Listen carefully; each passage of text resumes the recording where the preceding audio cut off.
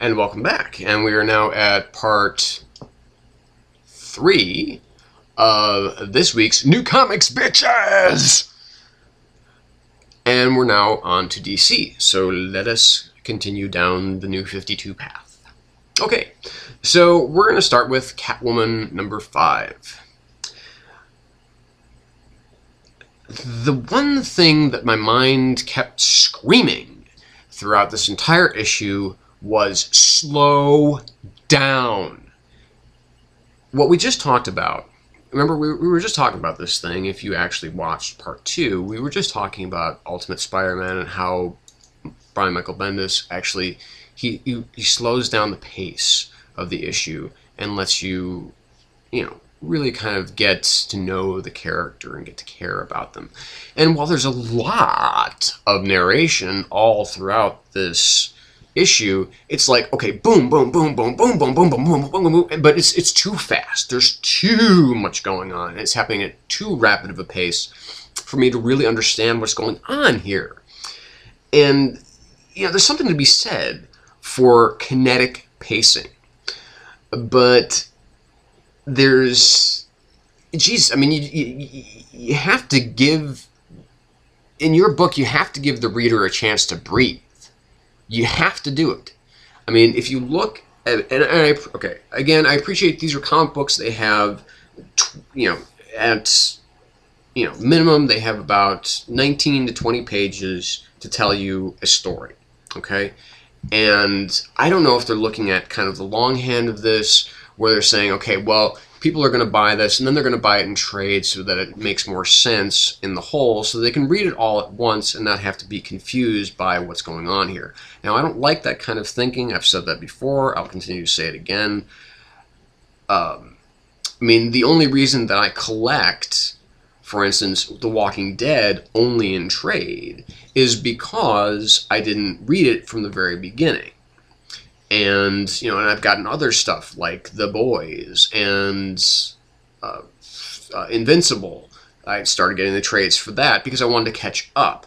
But I actually like that, several month break between, because Walking Dead, it's so fucking intense that you have to say to yourself, okay, I need to chill for a while. I need to get back into the world of superheroes for a while because this is just way too fucking intense. There's too much shit going on here.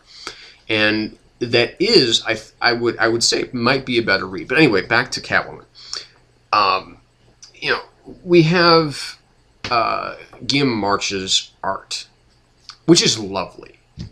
And, I mean, the way that he draws Catwoman, I know that, and just the whole title, and just not so much even just her character, but the way he draws the whole title, it's sexy and it's playful and it doesn't seem entirely real. And I know this, obviously his art has been the subject of much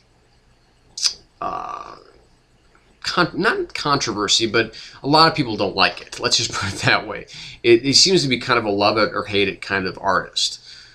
For instance, DC Women Kicking Ass, their account, I follow them on Twitter. I read, I follow them on, I don't follow them on Tumblr, but I do read their Tumblr articles when they have something that I think is really interesting to say. And in a lot of cases, I do agree with them. But in the case of Catwoman, I happen to not agree with them. And it's not just because I'm male. It is because I do enjoy a good story. And I think that first couple of issues of Catwoman have been really good storytelling, despite the fact that there has been a lot of, what could be, I think, perceived as misogyny and perceived as hypersexualization, I feel is just being something that is, it's a little bit grittier, whatever. So, but that's okay. I like Guillaume March's art a lot. I don't see a lot of people, complaining about like the Dodson's work or anything like that, which is like almost purely cheesecake. I mean, that's some really cheesecakey stuff. And Adam Hughes, nobody really gets on his ass. And believe me, I love these artists. I think they're fucking fantastic.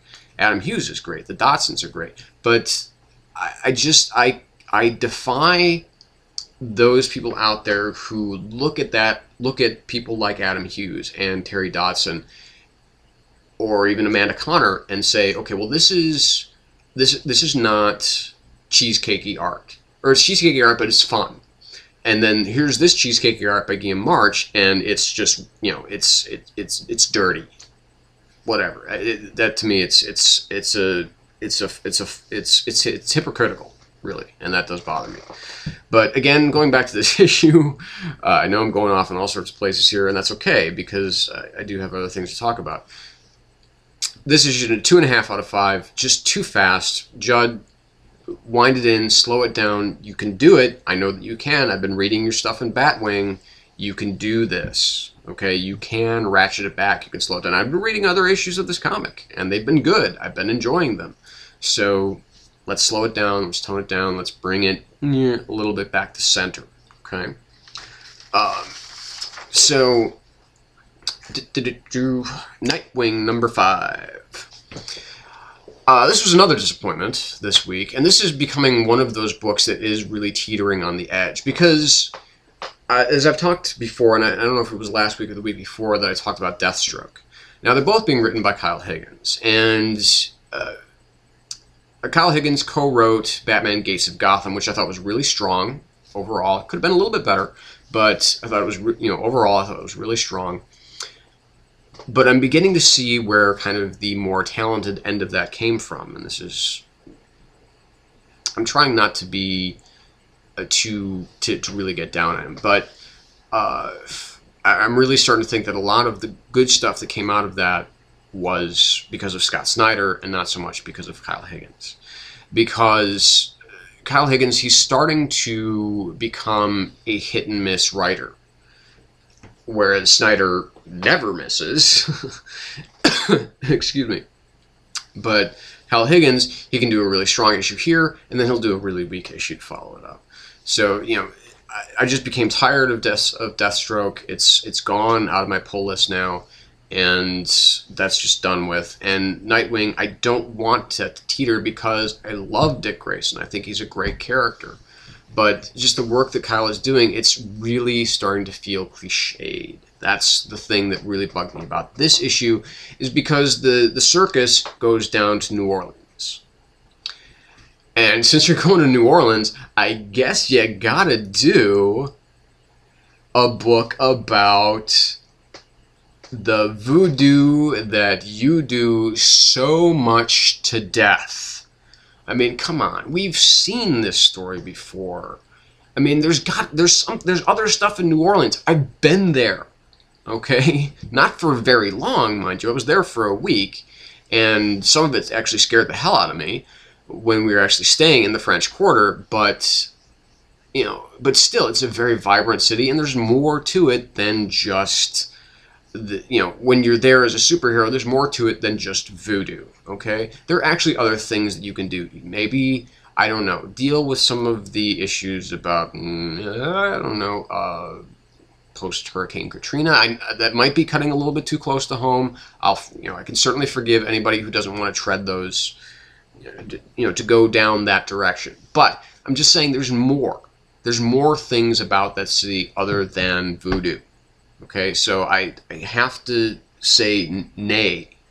I say the nay to more voodoo stories in New Orleans. Okay, so I know that this comic can be better than this, and it bothers me that just 5 issues in, it's been really all over the place. It's been one really good issue, then we've had a very passable or very subpar issue, then we've had a really good issue, and subpar, and then good, or so on and so forth. It's the reveal at the end here. I don't know who the hell that's even supposed to be. See, that's another problem, is that are they really writing this shit just to put it out in trade? Sometimes, some authors, I think, are doing that because I think that they're going to think that it works better in trade and they're going to get more money out of the trade. No, you're going to get more money out of the comics. So if you're going to be revealing something, you've got to make that character memorable. You have to make sure that you know exactly who the fuck this is, and you know exactly what their role is in the comic and what they mean to the main character, if you're going to do a big reveal that involves, okay, well, this person is actually trying to kill our main character, but we don't know why, and we have to then learn about that character. So it's just a mess. So despite the good action beats, this whole issue just seemed really cliched. It's a 2.5 out of 5. Can't do better than that for this issue. Just can't. And that's sad. Okay, so on to good DC this week. We have Wonder Woman number 5. The first thing that I wrote down was like, okay, another chain-smoking Brit. Don't we have one of these already in the DC universe? And is actually in the DC universe now? And Cliff Chiang's artwork is very missed here. Now, I've forgotten the name. I didn't write down the name of the actual artist, but I just felt that it was sadly missed. Because I didn't think that the art was very good. It's a drawback, really. And that it made me feel bad because I'm really enjoying Cliff Chiang's work and his art. And I don't know much about his art, but to me, it really fit this book. It really fit the direction that it was going. And this is just more, it seems just kind of like a fill-in artist type of thing. Like Cliff just didn't have the time because he's been too busy putting out great pages. But other artists do that. Okay, so I don't know if that's so much of an excuse anymore. So, but, Azzarello, as it is, he still crafts a wonderfully well-paced story, a very character-driven story, but it's continuing his whole kind of, obviously the theme of what's been going on up to this point and through this point, that there is unrest in Olympus. And a lot of that is due to Wonder Woman being a demigod, being the daughter of Zeus. We no longer... I don't know if Queen Hippolyta is dead. Turning to stone, I mean, I think that's pretty final. But, she is the queen of Paradise Island, so I guess one can only really say, well, yeah, she might still be alive. But, when you have that kind of wrath descended upon you by an actual god, then that might be pretty permanent, again. So, but gods can do that, and then you're done. You're back to normal or whatever. We've seen that played out many times. But, just, first of all, I mean, Greek mythology, to me, is so wonderful. If you've played the God of War games, you know that that's one of my... You'll pretty much expect that would be one of my favorite franchises of all time, and that is a very, very easy claim to make because it does focus really well on Greek mythology, and I love it. I adore it. I think that's a brilliant game. And the use of the mythology in that series is so terrific, but kind of getting off track here.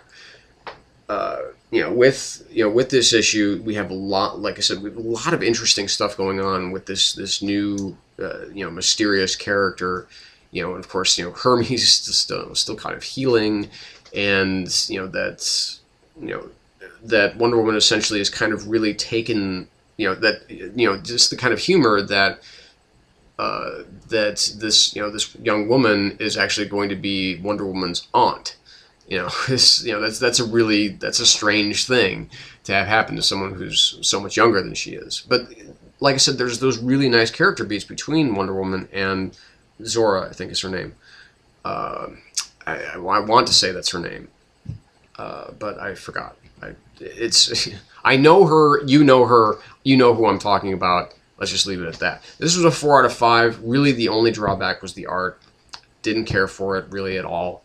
And it's too, like I said, it's too messy. It's a little bit too all over the place. It doesn't have the same kind of punch and the same kind of pop at Cliff Chiang's art. And I'm not just making that as a comparison. I just don't, it's just not very good art.